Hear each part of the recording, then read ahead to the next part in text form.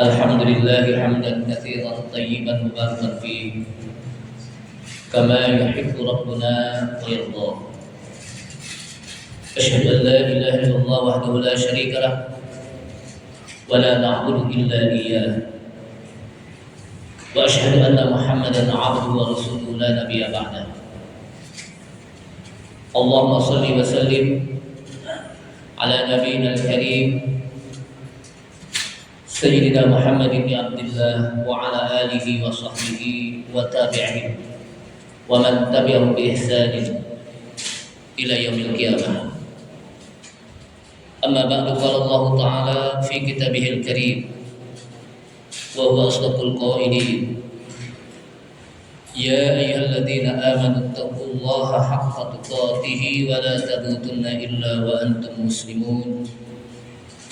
يا أيها الذين آمنوا اتقوا الله وقولوا قولا سديدا يصلح لكم أعمالكم ويغفر لكم ذنوبكم، ومن يطع الله ورسوله فقد فاز فوزا عظيما. وقال رسول الله صلى الله عليه وسلم: فإن أصدق الحديث كتاب الله تعالى، وخير الهدى هدى محمد صلى الله عليه وسلم، وشر الأمور محدثاتها وكل محدثة بدعة وكل بدعة ضلالة وكل ضلالة في النار.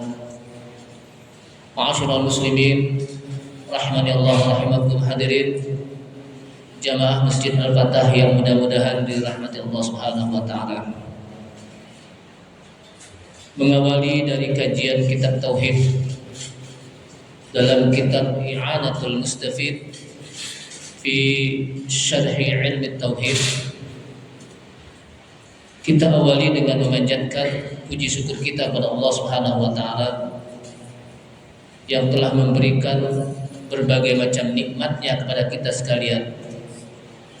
Dari nikmat yang begitu banyak, maka nikmat iman dan Islamlah, nikmat bertauhid, merupakan nikmat yang paling utama dalam kehidupan kita. Karena nikmat inilah yang akan bisa membawa kita untuk masuk ke dalam surga Allah Subhanahu wa taala. Dan dengan nikmat iman dan Islam, nikmat di mana kita bertauhid kepada Allah Subhanahu wa taala, nikmat di mana kita berislam di atas sunnah, mudah-mudahan nanti di akhirat kita akan melalui wasilah ini kita akan dimasukkan oleh Allah Subhanahu wa taala ke dalam surganya dan dijauhkan dari api nerakanya.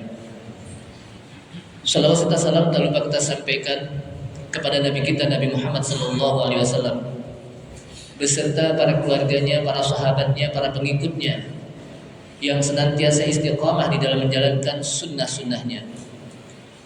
Ma'asyiral muslimin, a'azzani Allah wa iyyakum, kaum muslimin yang mudah-mudahan dimuliakan Allah Subhanahu wa taala. Pada kesempatan ini kita akan membahas tentang bab yang menjelaskan babu ma jaa fil kahani wa nahwihim. Satu bab yang menjelaskan tentang hal-hal yang berkenaan dengan dunia perdukunan dan lain-lainnya. Jamaah sekalian, setelah kita berbicara tentang tauhid kepada Allah Subhanahu wa taala, bagaimana kita mengimani Allah Subhanahu wa taala dengan kita bertauhid dengan tauhid rububiyah, kemudian kita bertauhid dengan tauhid uluhiyah, bertauhid dengan tauhid al-asma wa sifat, di mana penulis kitab ini menjelaskan tentang akidah yang benar. Maka setelah itu, maka penulis kitab ini menjelaskan tentang lawan dari tauhid, lawan dari keimanan, akidah, yaitu penjelasan tentang berbagai macam kesyirikan, berbagai macam kekufuran, dan hal-hal yang bisa mengurangi dari keimanan seseorang. Ini merupakan metode yang dipakai oleh para penulis kitab. terutama kitab min ulama'i ahli sunnah wal jamaah, ketika mereka menjelaskan tentang tauhid, tentang keimanan, akidah, kemudian mereka menjelaskan tentang kesyirikan, lawan. Ketika mereka menjelaskan tentang al-khair, maka setelah itu juga mereka menjelaskan tentang asyar, keburukan. Ketika mereka menjelaskan tentang al-haq, kebenaran, maka mereka juga menjelaskan tentang al-batil. Sehingga kata para ulama, min ajli ayyakunal muslim, oleh karena itulah hendaknya seorang muslim tidaklah dia cukup mempelajari hal-hal yang hanya berkenaan dengan al-khair, kebaikan, berkenaan dengan akidah yang benar, keimanan, tapi juga di sana harus mereka pelajari tentang lawan dari akidah yang tidak benar. Lawan dari akidah yang benar adalah akidah yang tidak benar. Lawan daripada al-haq adalah asyarru. Agar apa? Agar mereka tidak terperosok ke dalam akidah yang tidak benar. Jadi harus memahami tentang lawan. Tauhid, mengesahkan Allah SWT. Maka kita harus tahu apa lawan tauhid. Menyekutukan Allah SWT, berarti syirik. Itu harus tahu. Atau orang itu tahu tentang syirik tapi tidak tahu bagaimana cara mentauhidkan Allah SWT. Jadi harus apa? Mereka pelajari lawan dari apa yang dijelaskan oleh Allah Subhanahu wa taala dalam Al-Qur'an. Makanya Al-Qur'an ketika menjelaskan itu sangat seimbang. Di mana Allah SWT ketika menjelaskan tentang orang-orang yang beriman, bagaimana iman yang benar, maka juga setelah itu Allah Subhanahu wa taala menjelaskan tentang orang-orang yang kafir dengan berbagai macam kekufuran mereka. Ketika Allah Subhanahu wa taala berbicara tentang orang-orang yang mereka dari kalangan ahlul jannah, surga, maka di sana juga Allah SWT berbicara tentang bagaimana orang-orang yang dari kalangan ahlul nar. Ketika Al-Quran berbicara tentang dunia, maka juga setelah itu Allah Subhanahu wa taala Al-Quran berbicara tentang bagaimana kehidupan akhirat, sehingga senantiasa diimbangi. Nah begitu juga ketika kita mempelajari tentang akidah yang benar, tauhid yang benar, maka juga kita di sana harus mempelajari apa itu syirik, apa itu kekufuran, apa itu asyar, keburukan, sehingga kita jangan sampai terperosok di dalam kekufuran, kesyirikan. Di samping kita tahu tentang tauhid dan keimanan yang benar. Nah, salah satu daripada hal yang bisa menjerumuskan kepada kesyirikan kepada Allah Subhanahu wa taala adalah ketika seorang bermain dengan dunia perdukunan. Sehingga penulis kitab ini memasukkan setelah berbicara tentang tauhid yang benar adalah babu ma jaa fil kuhan. Satu bab yang menjelaskan tentang perdukunan. Dan juga seperti apa yang macam-macam pendukun seperti al-arraf. Al-arraf itu orang-orang yang dianggap pintar padahal tidak pintar, atau tukang-tukang ramal dan lain sebagainya. Apa itu kahanah? Dukun. Kalau bahasa kita apa? Kahan itu dukun. Dukun itu adalah iddi'a'u ilmil ghaibi biturukin syaitaniyah. Jadi yang disebut dukun itu adalah orang yang mengaku mengetahui hal yang gaib dengan cara melalui syaitan, bekerja sama dengan syaitan, berkoalisi dengan apa? Syaitan. Itu yang namanya apa? Dukun. Sehingga kahin yang disebut dukun itu adalah orang-orang yang memberitahukan tentang hal-hal yang gaib yang akan terjadi pada yang akan datang, atau sesuatu yang hilang, sesuatu yang apa? Hilang, yang tidak kelihatan, kemudian apa? Dia cari melalui hal-hal yang gaib. Dengan sebab apa? Dengan sebab mereka bekerja sama dengan syaitan, tunduk kepada apa? Syaitan. Sehingga setan tidaklah akan bisa memberikan sesuatu kepada dukun kecuali dukun itu harus tunduk kepada setan dengan memenuhi syarat-syarat yang diinginkan apa? Oleh setan. Kenapa setan tahu jin? Karena mereka mencuri-curi pendengaran dari langit. Jadi setan itu apa? Mencuri-curi pendengaran apa?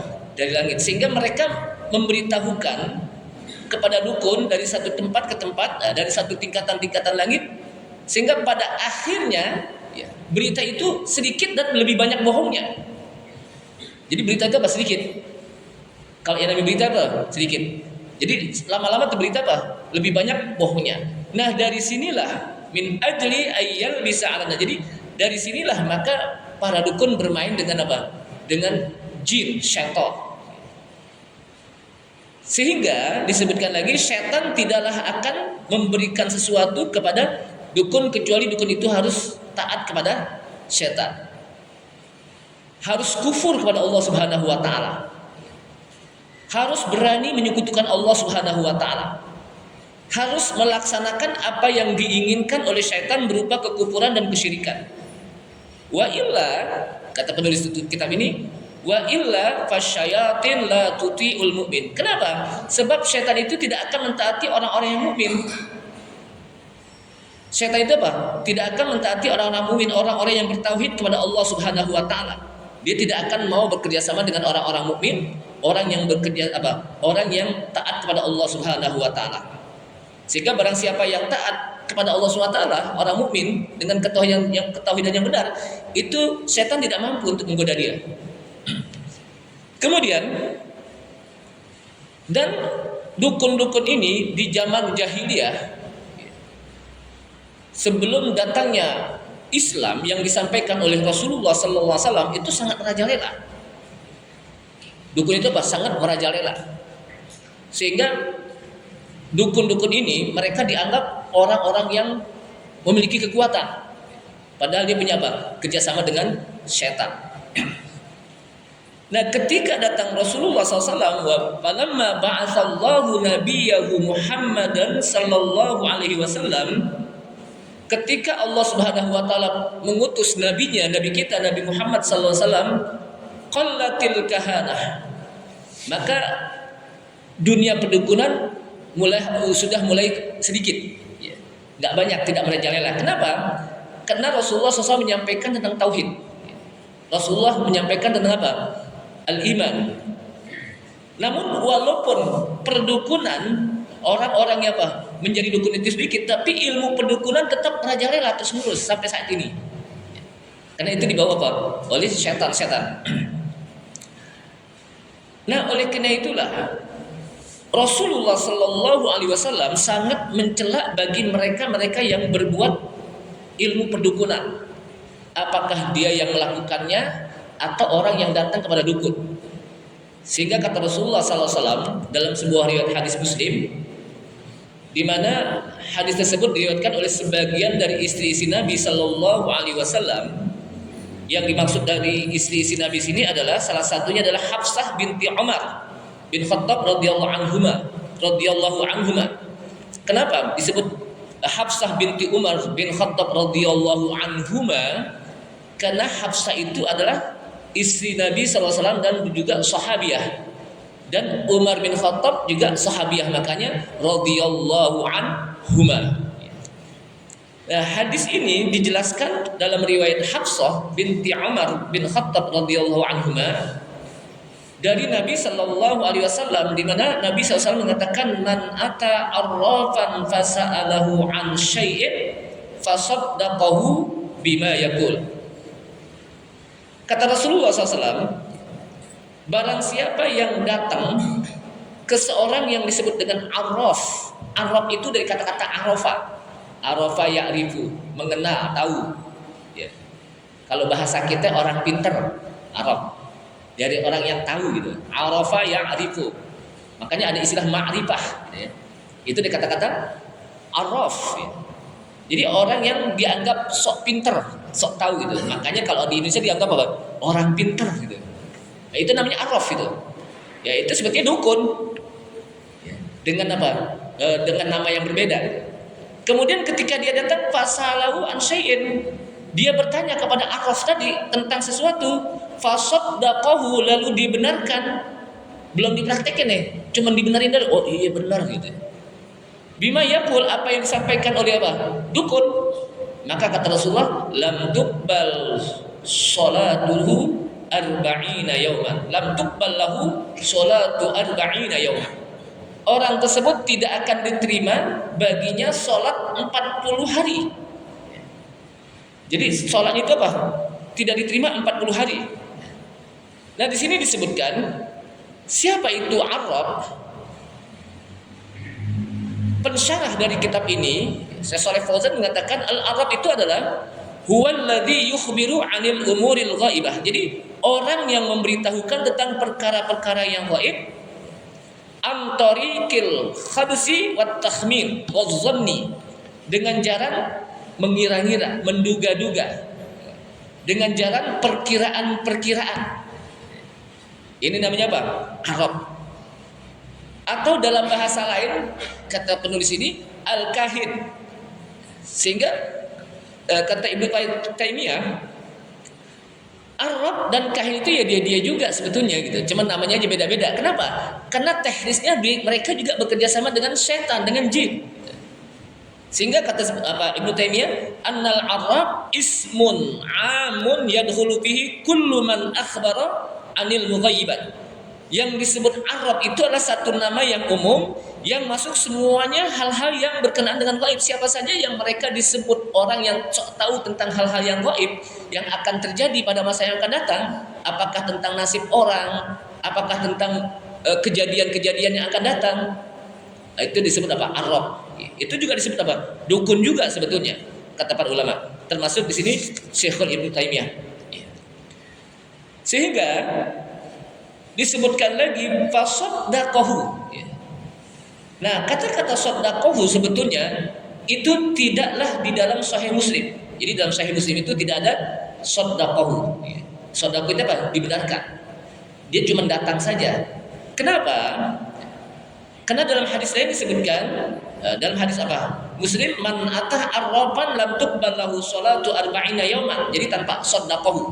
Barang siapa yang datang ke Arab, ke dukun, kemudian apa? Maka dia tidak diterima baginya sholat 40 hari. Sholat itu apa? Tidak diterima tanpa kalimat saddaqahu. Kenapa? Karena disebutkan bahwa li'anna ityanal Arab wa dhihab ilahi jarimatun. Jadi orang yang mendatangi dukun cuma datangin doang gitu, pulang pergi, itu adalah jarimah, dosa besar. Wa muharramun, dan diharamkan. Hatta walau lam yusaddiqu, walaupun dia tidak membenarkan, cuma datang doang. Nah, mau ngapain datang doang gitu? Itu aja udah dosa besar dan haram. Karena dianggap apa? Datang juga gitu. Walaupun itu kenapa yang datang sana? Ya Anda pengen tahu aja gimana sih. Itu nggak boleh gitu. Jadi apa? Jangan didatengin gitu. Walaupun kita tidak apa? Nggak ingin konsultasi dengan apa? Dengan dukun tersebut, atau tidak ingin tahu, minta diramal, enggak, cuma datang doang. Itu nggak boleh. Walihada, ya. Oleh karena itulah ketika Muawiyah bin Al-Hakam bertanya kepada Rasulullah Sallallahu Alaihi Wasallam anil arrafin, tentang orang-orang arrafin, yaitu orang-orang apa yang dianggap dukun atau orang-orang yang dianggap pintar. Apa kata Rasulullah SAW? La ta'tihim, jangan anda datangin dia, jangan anda datangin mereka. Jadi Nabi SAW melarang untuk hanya sekedar datang doang. Itu sekedar datang doang. Apalagi kalau dia datang berkonsultasi, minta diramal nasibnya, minta apa?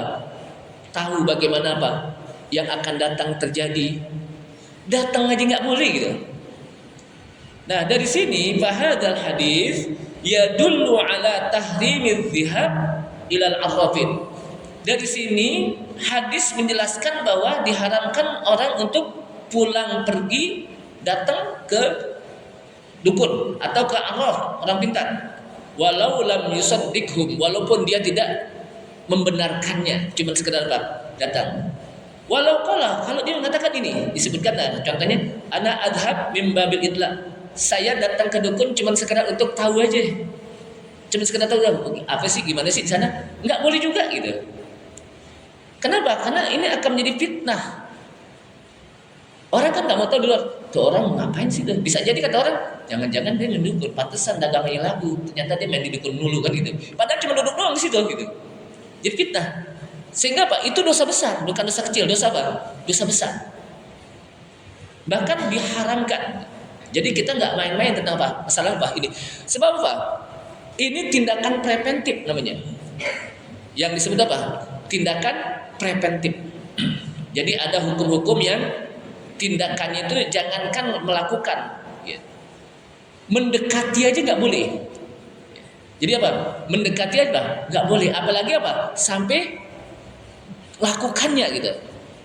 Seperti zina umpamanya, wala taqrabuz zina, dan janganlah kalian mendekati zina. Dekat aja, belum melakukannya, cuma apa? Deketin. Duduk di tempat-tempat orang berzina, ngobrol, nggak boleh, apalagi berzinanya gitu. Atau wala taqrabu malal yatim, jangan Anda mendekati harta anak yatim. Deketin gitu, cuman apa? Saya sih cuman apa? Pegang doang duit anak yatim, nggak diapa-apain. Tapi Islam mengajarkan kita dengan hal-hal yang seperti ini, apalagi ini suatu hal yang mungkin godaannya besar. Maka Islam mengajarkan kita untuk preventif. Tindakan apa? Preventif. Jangan sampai dengan mendekati itu justru akhirnya lama-lama apa? Akan dekat. Dan lama-lama akan suka. Akhirnya lama-lama akan melakukannya. Kenapa? Karena dia datang. Nah, begitu juga dukun. Jangankan dia bapak langsung mempraktekkan dukun atau konsultasi dengan bapak dukun, dekat aja cuma datang doang deketin, itu nggak boleh gitu. Nah di sini mengajarkan kepada kita kalau yang namanya maksiat jangan kita dekat-dekat. Kenapa? Kalau dekat-dekat nih lama-lama dekat akhirnya apa? Kita lihat enak juga orang melakukan ini, akhirnya kita juga mau apa? Mau coba-coba juga. Dekat orang main judi. Pas lama-lama kita lihat enak juga dia main judi, sekali menang. Akhirnya apa? Coba-coba besok kayak dia, kali aja menang. Akhirnya kan dekat. Gara-gara apa? Dekat itu.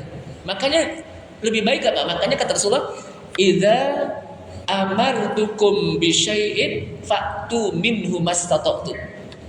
Wa idza nahaitukum an syai'in fajtanibuh." Ya kan?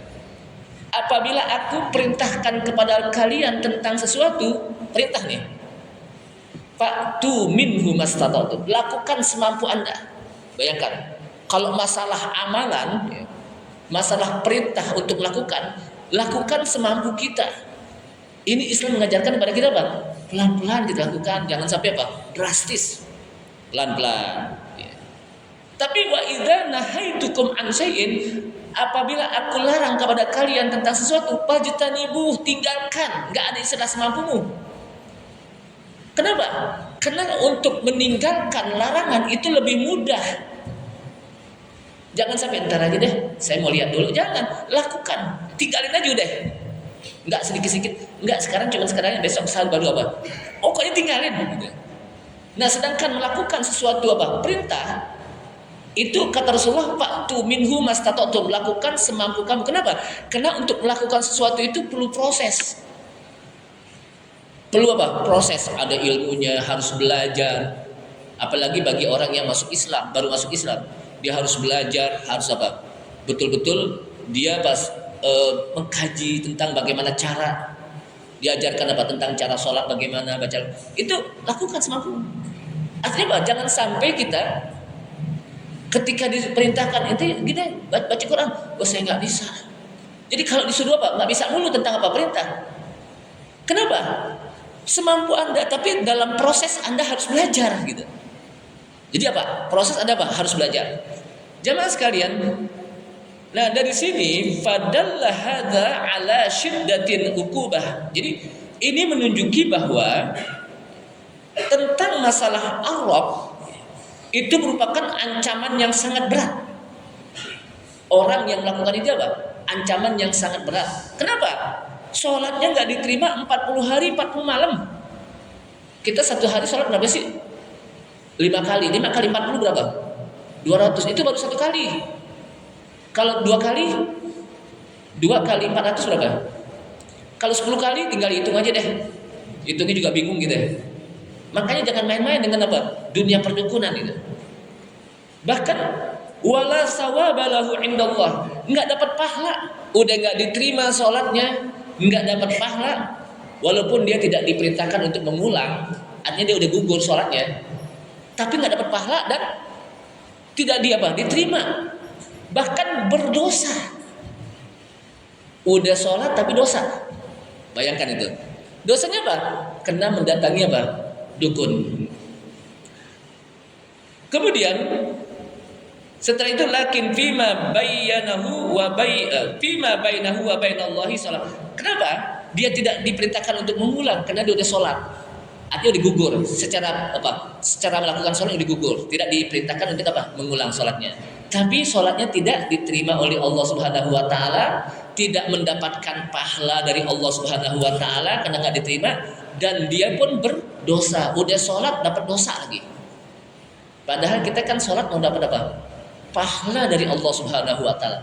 Kita ingin agar nanti ketika dihisab oleh Allah Subhanahu wa taala di hari kiamat, sholat kita kan, sholat itu merupakan awal pertama sekali dihisab. Awwalu ma yuhasabu 'abdun yaumal qiyamati as-shalah. Yang pertama kali nanti akan dihisab seorang hamba oleh Allah Subhanahu wa taala tentang sholatnya. Ternyata ketika dia sholat enggak diterima oleh Allah Subhanahu wa taala. Tidak dapat pahala. Mana pahala sholat saya?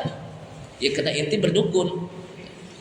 Jamaah sekalian, jadi ini hadza wa'idun syadidun. Ini merupakan ancaman yang berat dari Rasulullah SAW, menandakan betapa orang melakukan ini adalah haram untuk datang pulang pergi ke dukun. Hanya datang doang tanpa dia benarkan. Apalagi dia benarkan apa yang disampaikan oleh dukun tersebut. Nah, bahkan disebutkan lagi dalam hadis Abu Hurairah radhiyallahu anhu. Jadi kita nggak boleh main-main tentang dukun nih. Jadi kalau ada orang di daerahnya ada dukun nih umpamanya, itu jangan girang. Di sana ada dukun loh, banyak. Pasiennya artis-artis banyak. Pada nontonin itu. Kenapa? Yang datang artis-artis. Jangan girang kita. Justru itu musibah untuk kampung tersebut ada dukun gitu. Jadi di kampung tersebut kalau ada dukun jadi apa? Musibah. Kenapa? Karena itu musibah tauhid, musibah akidah. Musibah iman. Jamaah sekalian rahimakumullah. Bahkan dalam hadis lain juga disebutkan oleh Rasulullah SAW dengan apa? Syarat sahihain Bukhari dan Muslim, di mana Rasulullah mengatakan man ata arrafan au kahinan fasaddaqahu bima yaqulu faqad kafara bima unzila ala Muhammadin. Kata Rasulullah SAW, barang siapa yang datang ke arrafan, ke orang yang dianggap pinter. Sekarang ini namanya paranormal, lebih hebat lagi. Namanya siapa? Itu ke paranormal sono aja tuh. Padahal orang ini nggak normal gitu.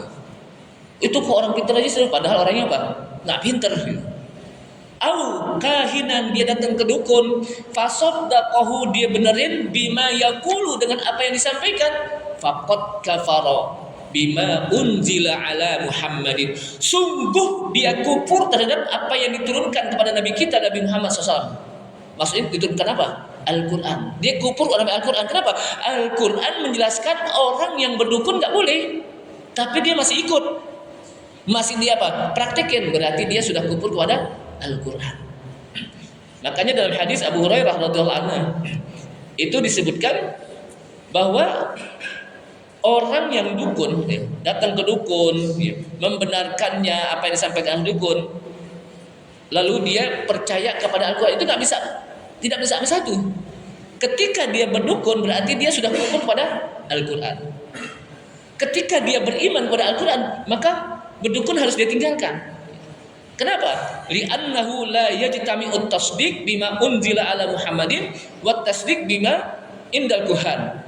Karena kita nggak bisa menyatu antara membenarkan Al-Quran dan membenarkan apa yang disampaikan oleh dukun, apa yang diramal oleh dukun, nggak bisa menyatu. Harus salah satu. Kalau inti percaya pada Al-Quran, tinggalkan praktek perdukunan atau tinggalkan dunia perdukunan. Kalau Anda melakukan perdukunan masih percaya kepada Al-Quran, itu nggak bisa menyatu. Justru ketika Anda melakukan ini, itu bisa membatalkan iman Anda. Jadi salah satu yang bisa membatalkan iman adalah perbuatan syirik. Hati-hati. Dan salah satu perbuatan syirik, macam syirik kita ketika dia percaya kepada praktek-praktek perdukunan. Ini masalahnya masalah iman. Ini masalah nasib kita nanti di akhirat. Hati-hati, iman itu masalah nasib kita di akhirat. Makanya kata Allah Subhanahu wa taala, ya ayyuhalladzina amanu taqullaha haqqa tuqatih wa la tamutunna illa wa antum muslimun. Hai orang-orang yang beriman, bertakwalah kepada Allah Subhanahu wa taala dengan sebenar-benar takwa, wa la tamutunna illa wa antum muslimun. Dan janganlah kalian mati kecuali dalam keadaan muslim. Disebut muslim ay mukmin, dalam keadaan mukmin. Kenapa? Karena orang kalau mati dalam keadaan tidak mukmin, enggak ada harapan masuk surga. Nah, Allah Subhanahu wa taala melihat di akhir hayat kita, sebagaimana Rasulullah mengatakan innamal a'mal bi khawatimiha. Sesungguhnya amal seseorang itu dilihat akhirnya ente beriman atau tidak. Kalau beriman, berarti itu hidupnya akhir hidupnya husnul khotimah.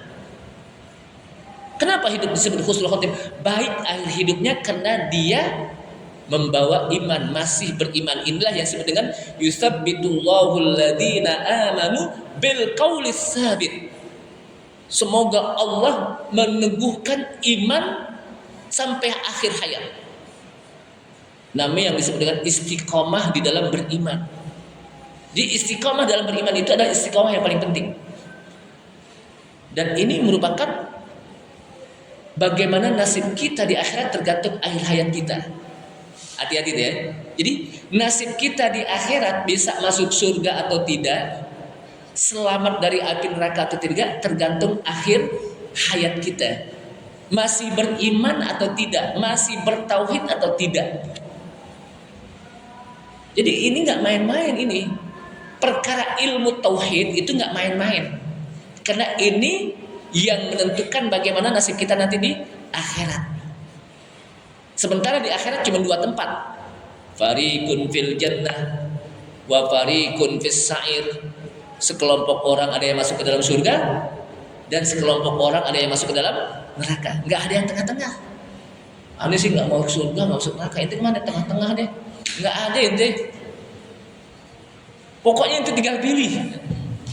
Kenapa? Karena Al-Qur'an menjelaskannya.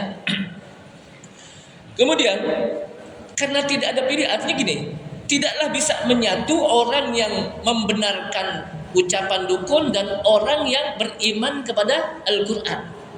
Ketika dia beriman kepada Al-Quran, dia harus tinggalkan perbuatan dukun, ucapan dukun. Ketika dia meninggalkan perbuatan dukun, dia harus mengimani Al-Quran. Salah satu aja pilih gitu. Makanya kata Rasulullah, barang siapa yang datang ke Arab, orang pintar atau dukun, dia benerin.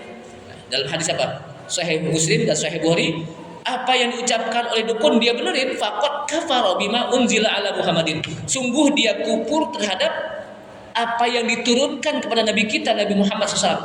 Apa yang dimaksud dengan yang diturunkan kepada Nabi kita? Al-Quran dia dikufur. Karena Quran menjelaskan tentang bagaimana orang tidak boleh melakukan kesyirikan. Sehingga disebutkan di sini adalah bahwa kekufuran ini yukhriju minal millah, dia bisa keluar dari agama Islam. Ini kekufuran ini nih, tentang orang percaya dan membenarkan dukun bisa keluar dari millatul Islam. Karena dia adalah kufrun akbar, kufur yang besar. Kufur apa? Yang besar. Jamaah sekalian rahimakumullah, disebutkan lagi di sini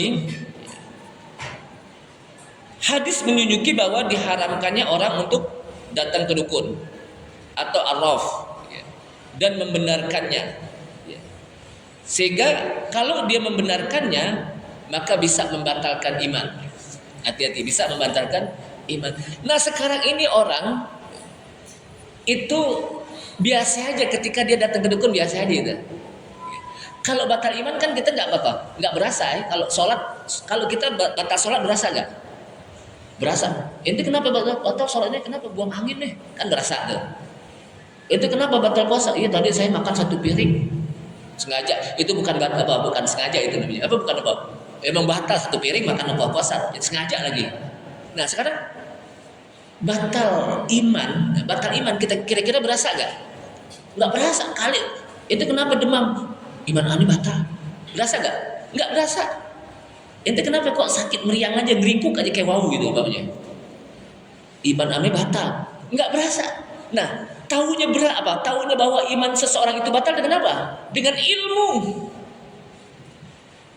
Kalau nggak dengan ilmu dia nggak tahu deh, nggak berasa. Apa itu batal iman? Salah satunya ketika dia melakukan kesyirikan. Dan salah satu perbuatan syirik adalah dengan dia percaya dengan adanya praktek-praktek perdukunan. Kalau dia nggak apa, tidak belajar ini, nggak tahu kalau imannya apa, batal. Dia sih, ya. Dan kita pun tidak perlu. Jadi imannya batal itu udah keluar, enggak. Yang kita lihat adalah sebagaimana kata Rasulullah, nahnu nahkumu bidzawahir. Kita ngelihat orang yang dohir-dohirnya aja. Wallahu yahkumu bisarair, dan Allah yang menghukumi yang rahasia. Udah kita apa? Ngelihat dia zahir, kalau dia sholat ya sholat udah. Kalau dia meninggal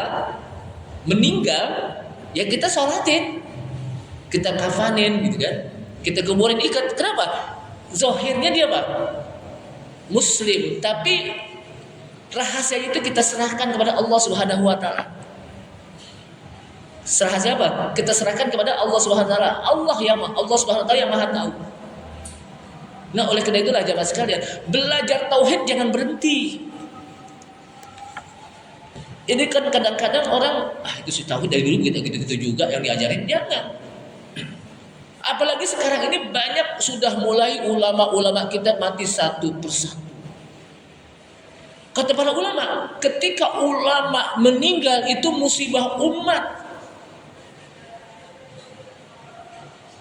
Maka kata Rasulullah SAW, innallaha la yaqbidul ilma intiza'an yantazihu minal ibad, walakinnallaha yaqbidul ilma biqabdil ulama. Bayangkan, sesungguhnya Allah tidaklah mencabut ilmu dari satu orang dengan dicabut ilmunya dari ubun-ubunnya. Orang dicabut, akhirnya apa? Tuh orang bengong aja. Kenapa yang tidak apa? Padahal tadi alim kok bengong aja, ilmunya bisa dicabut Allah? Enggak. Tapi walakin Allah, akan tetapi Allah mencabut ilmu dengan apa? Biqabdil ulama, ay bimautil ulama, dengan dimatikannya ulama. Satu persatu ulama-ulama kita meninggal. Kalau udah meninggal, hatta la yabqa alimun, sampai tidak ada lagi orang yang alim tersisa. Kalau sudah tidak ada lagi orang alim yang tersisa, ittakhadhan nasu ru'usan juhala. Orang jadikan para pemimpin agama, tokoh-tokoh agama dari kalangan orang-orang yang juhala. Orang udah nggak tahu lagi mana yang alim. Kenapa? Karena banyaknya orang-orang yang bodoh yang mengaku sebagai alim. Nah, sekarang ini kan orang ngelihat orang yang alim itu bukan dari ilmunya, dari amaliyahnya, yang dilihat dari penampilannya. Kalau gamisnya nggak lebar, nih bukan ulama. Gamis nggak lebar. Kalau sorbannya nggak bulat banget, nggak bukan. Yang dilihat penampilannya. Penampilan itu bisa menipu. Rasulullah SAW saja ketika kedatangan seorang munafik, di mana penampilannya luar biasa, Rasulullah melihat, dia luar biasa nih. Ditegur oleh Allah SWT dalam ayat Al-Quran, ya ayyuhan nabi, wa minan nasi may yattakhidhu. Jadi, dan di antara manusia may yu'jibuka qawluhu fil hayatid dunya. Jadi kata Allah SWT, wa minan nasi may yu'jibuka qawluhu fil hayatid dunya. Dan di antara manusia ada orang yang kalian terkagum-kagum dengan ucapannya. Ada orang yang kagum dengan ucapannya, retorikanya luar biasa, pakaiannya juga begitu, dandanannya itu luar biasa deh. Orang mungkin kalau ketemu dia cium tangannya bolak-balik kali. Saking luar biasanya. Wa yushhidullah ala ma fi qalbihi. Bahkan dia ketika menyampaikan berani atas nama Allah Subhanahu wa taala, tapi kata Allah, wa huwa aladul khisam. Yang datang itu musuh Allah. Makanya kata Allah, wa huwa aladul khisam. Padahal orang itu adalah musuh Anda. Jadi jangan tertipu dengan pakaian. Dulu orang-orang di Betawi itu tertipu dengan yang namanya suluk khobron. Saya sebutkan kenapa dia tertulis dalam sejarah soalnya. Jadi saya sebut namanya. Suluk khobron itu belajar Islam. Ada kiai baca Quran salah diingetin. padahal dia orang orientalisme yang ingin mencari-cari kesalahan ajaran Islam, padahal dia tidak menemukan bagaimana kelemahan Al-Quran. Nah sekarang ini banyak orang-orang kafir ketika belajar Al-Quran, ketika dia ingin mencari kelemahan Al-Quran, justru akhirnya dia masuk Islam hidayah. Kenapa? Nggak ketemu kelemahan Al-Quran. Nah oleh karena itulah jamaah sekalian, kalau orang sudah mengangkat orang-orang bodoh, tokoh-tokoh agama dari orang bodoh, fasu'ilu, mereka ditanya, fa'aftau bi ghairi ilmin, mereka pun berfatwa nggak pakai ilmu. Kenapa? Ya orang bodoh masa dia berfatwa pakai ilmu? Pokoknya ya menurut saya, menurut hemat saya, kan gitu sekarang gitu ya, nggak pakai dalil lagi gitu. Menurut hemat saya, menurut saya, gitu. Itu banyak kan gitu sekarang. Coba deh, menurut Al-Quran hadis nggak gitu. Jadi apa? Jawabannya apa? Menurut hemat saya, menurut persepsi saya. Jadi semuanya serba saya gitu. Akhirnya apa? Hum dhallu fa'adhallu. Mereka sesat dan bahkan menyesatkan orang. Udah dirinya sesat, orang lain pun disesatin.